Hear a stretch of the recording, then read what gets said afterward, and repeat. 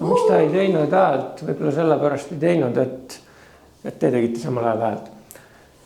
Niisiis, meil on 3/5 20.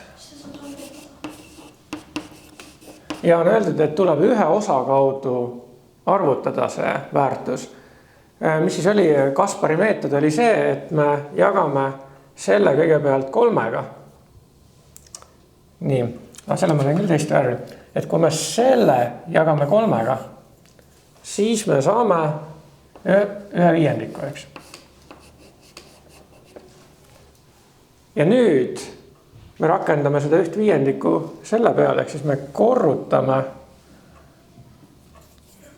selle asja 1/5 ehk siis jagame 5-ga ja saame 4.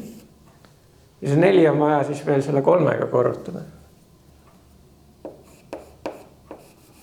Ja saame lõpuks 12.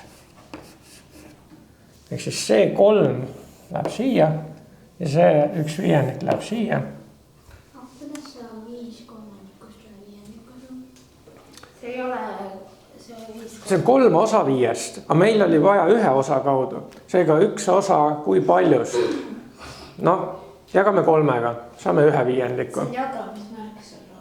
Jah, see on jagamine.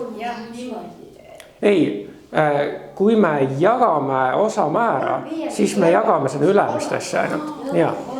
See valge seal on jagamismärk.